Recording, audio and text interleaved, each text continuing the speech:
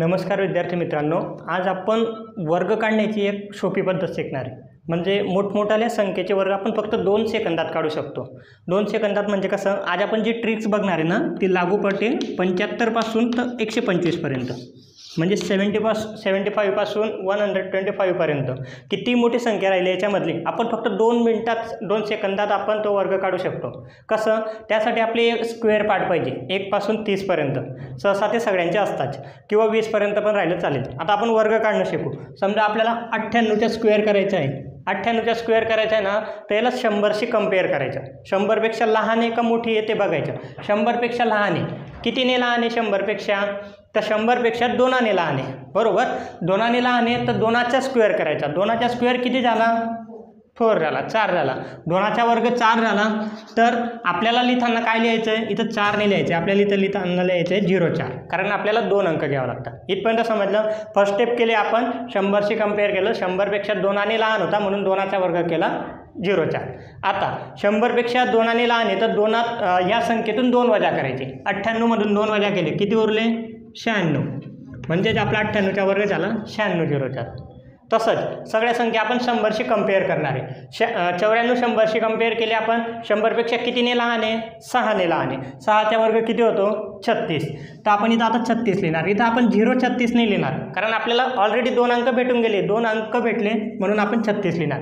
100 second step, 100पेक्षा 6ने लहान आहे म्हणून 94मधून 6 वजा केले। 94मधून 6 वजा केले, आपलं आन्सर येतं 88, म्हणजे 94चा वर्ग झाला 8836। त्यानंतर अजून एक उदाहरण बघू आपण। 89ला 100शी कंपेअर करायचे आहे। आता 89 100पेक्षा कितीने लहान आहे, 11ने लहान आहे। 11चा वर्ग होतो आपला 121।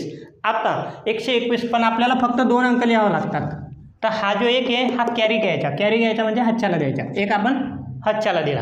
11ने लहान आहे, सेकंड स्टेप 89मधून 11 वजा केले, तर 89मधून 11 वजा केल्यावर येतो 78 आणि तो एक आपला हातच्याच्या त्या 78मध्ये मिळवायचा परत। 78 आणि 1 79 परत, म्हणजे 89चा वर्ग झाला आपला 121।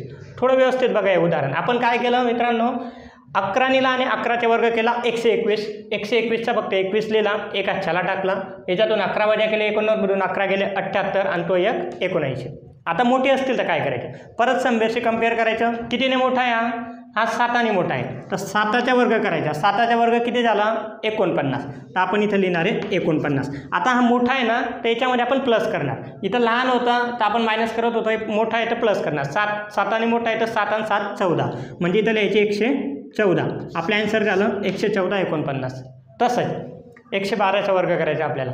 हा 100पेक्षा कितीने मोठा आहे, हा 100पेक्षा 12ने मोठा आहे, तर 12चा वर्ग होतो आपला 144। आपल्याला 2 अंकामध्ये लिहायचे असतात, तर आपण फक्त 44 लिहिणार, तो एक हातच्याला देणार। 12ने मोठा आहे तर याच्यात 12 मिळवणार, 112 अधिक 12 124 आणि तो एक 125, म्हणजे 112चा वर्ग झाला आपला 125 44। सेम 104चा वर्ग करायचा आहे। 100पेक्षा कितीने मोठा आहे, 4ने मोठा आहे, तर 4चा वर्ग किती झाला 16, आणि 100पेक्षा 4ने मोठा आहे तर 104मध्ये 4 मिळवणार आपण, म्हणजे किती झाले आपले 108, म्हणजे 104चा वर्ग झाला 108 16 प्लस।